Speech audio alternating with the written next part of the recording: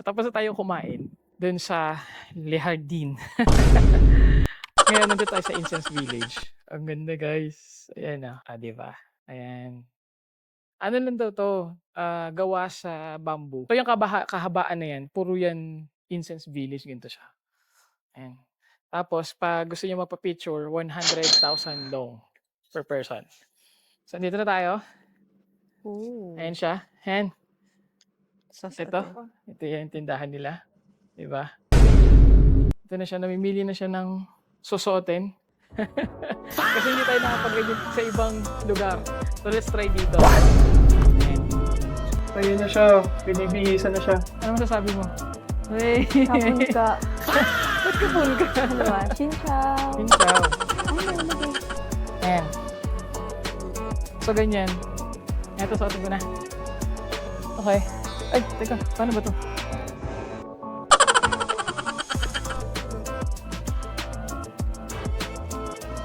Ganyan.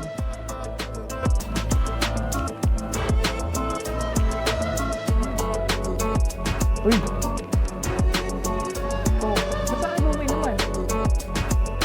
Yan.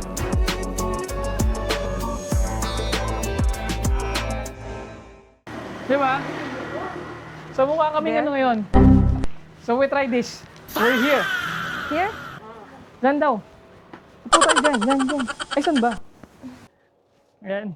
So tapos na yung pictorial. Grabe, ang galing niya Napakapawis. kumuha. Oo, ang galing kumuha ni ate. Yes. Diba? Kung sa angulo. Ayan lahat ng sulok na yan. Hanggang dyan. Hanggang dyan. Nakakita sa labas. Yan hanggang dyan. May angulo dyan. Ang galing.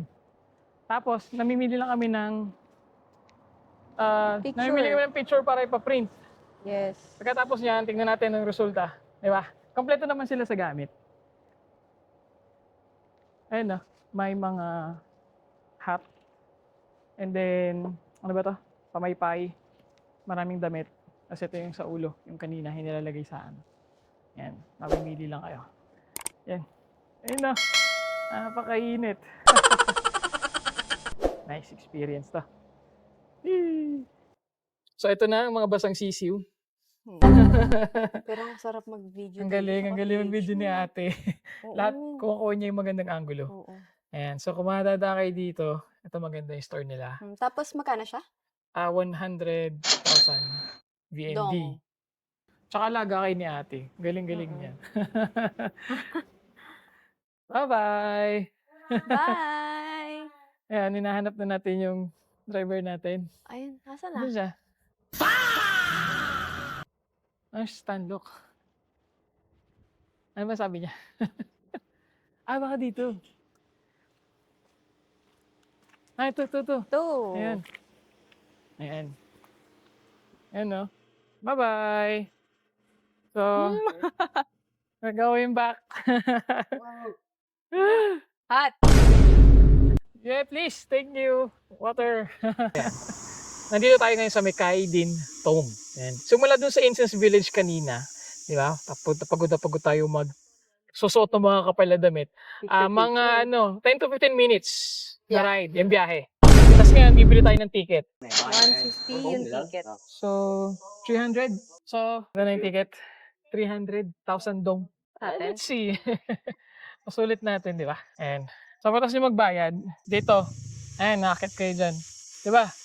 Nandun yung ayan, dyan yung entrance. Ayan, lakad na kayo dito. Ayan, nakasulat naman pala, ticket office. Ang laki. Kita nyo yung kita nyo yung design ng dragon. Tara, kaya tayo, di ba? Walang katapos ng akyat at baba. Pero pag akit nyo naman, guys, ito yung makikita nyo.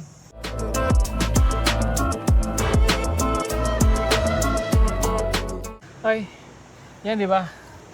Nakit natin yan, yung mahaba na yan. Naman tayo dito sa entrance. Pasok tayo. Hello. Hello. Chin-chow. Okay. Pasok tayo. Come on. Ano yan? Yan ang souvenir. Ayan, tindahan souvenir. Tapos may ice cream ulit. Ice cream at soft drinks yan dyan. Dito sa side, Loira. Ibig sabihin ng Loira is exit. Exit. Kung nakita ko kanina, kalo kanina, sign lang yun. So, sa Vietnamese, ibig sabihin ng exit ay Loira. So, dahil nakapasok tayo sa entrance, tara, labas na tayo. Ito, mayroon sa gilid nito. Parang maliit na building. Ganda, no? Bakit lahat na lang? Sobrang ganda. Kaya nga, sobrang amazing. Ano na ginawa yan? Kakaiba, no? Oo. Teka, dito tayo sa gilid. Sobrang liwanag. So yan, kaya tayo dyan. So meron dyan 3 hagdan. Pwede kayo mamili kung 3 kayo. Di tag-isa kayong hagdan. Malaki masyado. Di ba? Reminders lang. Guys, pagka mahina kayo sa init tsaka sa lakad, baka hindi kayanin, no? Tulad din siya ako kasama kanina. Hindi na siya mag-breakdown. At pagkakait nyo, ito yung sasalubong. So tingnan natin ano meron dito. Ito pa may elephant na malaki. Tapos ito is horse. May nakasulat. Sabi, do not sit on architectural works or artifacts. Okay? Diba hinihingal? So yun guys. Dito tayo sa may Tomb of Kaidin. Tomb of Kaidin. So base sabi ni Google, so si Kaidin is one of the emperor during the Nguyen Dynasty. Tapos tinayo yung building from 1920 to 1930s, ganyan. Tagal na. Oo, tapos nag-rule siya sa dito around 1916 to 1925 as emperor. Ito pinagawa to sa kanya. Ibig sabihin, Imagine. matibay pagkakagawa Oo, dito. tsaka napakaganda ng libingan ng emperor, no? Mataas siya. Tapos may mga ganito. Siguro ito yung mga soldiers niya. Ayan, ito yung mga taga-bantay. Ito, meron din dito. So meron dyan. 2, 4, 5, 9. 9 dito statue, isang horse, isang elephant. Ganon din sa kabilang side. Yan o, pawis. Yan. Pawis malala. Tagat pa. Tara, kaya tayo ulit. Ito yung Tapos- tinatawag na sulit ang pawis. Oo nga eh. Tapos kanina, may nakita ko mga nakakulay green. Ayun So parang part sila ng military na nagbabantay dito sa Tomb lugar na of to. Oo, Kaidin. sa Tomb of Kaidin. Imagine kung gaano siya ka-powerful, no? Yung pa sa taas, ayan, no? May mga... Pag nandito kayo guys sa lugar na to, iba yung experience. Kasi kakaiba siya pag nandito ka mismo, no? Diba? Grabe. Iba kasi yung talaga nakikita ng mata eh. Oo.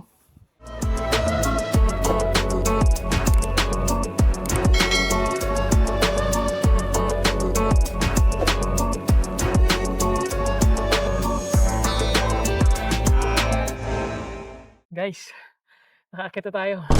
Hindi ko nabilang yung steps, pero may check natin kung ilan. Ito dyan, may meron pa dyan isang temple or building. So let's see. Meron dyan. Kita nyo naman na tumatagak-tak yung pawis. Oh. Gala pa more. Travel pa. Ay, ganda. Ito na, tingnan na natin kung nasa gano'n na tayo kataas. Dito tayo Ayan, entrance. ayan no, taas na namin. Doon yung entrance sa baba, doon pa. Saan tayo ulit? Ito entrance. Ito pa. Meron dito. To entrance. Okay, so Loy Loira Vau. kanina, exit. Loira. Loy Vau is entrance. So, ayan no. The Dean Convent Place. Okay. Yan siya. Hindin Palace. Hindi place, ayan no.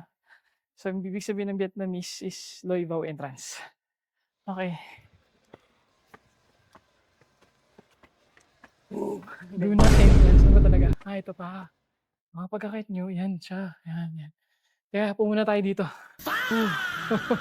Meron ditong waiting area. So dyan lang, bawal pumasok dun ha. Tapos pagpasok natin dito, ito yung entrance. Yan, pasok tayo. Yan, may waiting area dyan, may electric fan. Tapos ito, ano to, bilhin nata ito niya. Souvenir. May nakita kami. Ayan o. Ano to? Parang piso. Ito siya. Kaidin, tama. Emperor Kaidin. Ito si Emperor Kaidin yung nabubuhay pa yung mga pictures niya. This is the... ito yung location. That is the map. Oo. Ang dami pala. Ito yung mga pwede puntahan sa UWE. So narating na natin yung Imperial City. Ayan guys, so yung challenge namin, papupunta dito. Walang English. Wala silang English translation. Ang hirap. Tapos, ayan, yan siya. Ano to? Ito siguro. Ito yung tomb niya. Ayan, makita nyo na yung tomb, no? Laki. Ang ganda, laki, tsaka... At saka paano kaya ginawa? Napaka-detailed ng Gawa sa design. tiles. Oo, tiles. Architecture, grabe, malala. So again, pag pupunta tayo dito sa magandang lugar, always follow yung guidelines. Okay, huwag mag-iingay. Instructions. Walang magkakalat. Sa damit, hindi naman mahigpit, no? Okay naman. Hindi naman Pwede siya. naman naka-ano Oo, siya. naka-sleeveless. Tsaka naka-shorts, okay Hindi lang na naman. Oo. Pinapantay. Tapos ito sa labas. Ayun, no? Ayan, ito yung makikita mo. Ah, ganda. Diba? So, yan. Sa tabi nito, dito merong, ayan, souvenir shop ulit. Souvenir No? shop. Ah, okay. Ganda. Oo. Ito siya. So, ito yung mga paintings niya, no? Ah, yan si Kaiding. Oo. Okay. Ito. May mga ano pa dito, oh. Ano to? Anong sabi dyan? Painted in blue bronze handed gifted by French President to Emperor Don Cano, his coronation. Wow! Ang ganda, galing. Ito pa. Uy, ano lang to? Bronze incense burner. Imagine. Ang laki. Ang mga palasyo talaga. Mga rare ano yan, items dito sa museum. So kung mahilig kayo mag-visit, ito, magandang lugar to para puntahan. Ito naman is, ano nakalagay dyan? Oh, For okay. treasure of the office. For treasure of the office. Okay. Ayan ang nakalagay dyan. Bakit siya 4 no? Ayan siya yung 4 na yan. Ang galing. Ang amazing. So kapag mayroong ganyan na 4 na gamit, ang meron ng isang emperor, yan yung tinatawag din na 4 treasures of the office. Wow. Ito pa, another cabinet. Parang sa atin ang tawag dito China cabinet, di ba? Taguan ng mga taguan ng mga, di ba sa atin may mga Mamahaling baso. Oo, mamahaling baso na nilalabas lang ni mama kapag. May bisita. Tapos pag hinawakan mo at ginamit mo, lagot ka talaga kasi nga pang bisita lang daw yun. Kasi ito pa, what's this? Mga rifle. Ayan mga sample. Ang husay. Ganda. Napakahusay. nila. Oo nga eh. Napakahusay. Naingatan talaga nila. So don't worry guys, hindi lang naman ako yung pinapawisan dito. Lahat kami. Diba? Sana yan lang yan. Merong entrance dyan. Merong entrance din doon. Eh, mga group tour yan. No? Kaya madami sila. Dito tayo sa kabila. Dito. Pasok tayo dito. Ang ganda lang. Dito tayo sa likod no. Yung mismong, ano ba? Grave, no? Ni Tsaka yung statue. Emperor Kaiding. Kaiding. Tapos yung statue na yan was made of gold. Bronze. Tapos ginawa ko siya sa France around 1920s. Yung sabi ni Google, grabe. Tapos yung kasi mga tour guide, may binabanggit about doon sa symbol nasa ibabaw. Kaso nga lang yung Vietnamese, hindi ko siya maintindihan. Pero they respect this Stormfogger Emperor. Tapos nung sa taas, hindi na kasi pwede pumasok ay bawal na. Meron pa doon something hindi ko lang sure kung ano yan. Pero napakaganda nito. Kung sino man si Emperor Kaidin, he deserve this, no? Deserve yung ganito kakagandang tomb. Matatagpuan pala to sa ibabaw ng Chachuan Mountain. Baka magkamali kami ha. Pero ilagay na lang namin dyan. So, ganda, sobra. So yun guys, di ba? Diyan, lalabas tayo dyan. Dito yung exit. Loira. Pababa dito. Oo, Loira. Yan, They call pababa it dyan. Loira. Yun, sa baba ulit. Okay. So yun lang naman yung ito lang naman yung tawag dito. Emperor Kaidin. Yeah. Yes. Yes. That's it. Yan. Kababa na tayo. Tawid tayo. Tatawin? Ito. Wait lang. Anong sakyan dyan? Ayan, dito tayo. Okay, sobrang ganda. Ay. Ganda ng Vietnam. Ayan siya. Ayan. Ayan. So guys, nakababa na tayo. Sabi ni Google, 127 steps.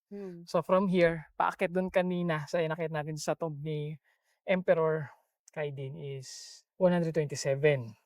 Tapos, so nakikinig kami ng mga tour kanina, sabi nila, ito daw yung isa sa mga last emperor, no? Yes. So, deserve niya naman talaga. Napakaganda nung napakaganda nung ganda nga eh. tomb. Architecture-wise pa lang, and then sobrang legit. Ayan. So, sasakay na tayo, napin na natin yung service, and then we'll go back. See you. Bye-bye! Bye.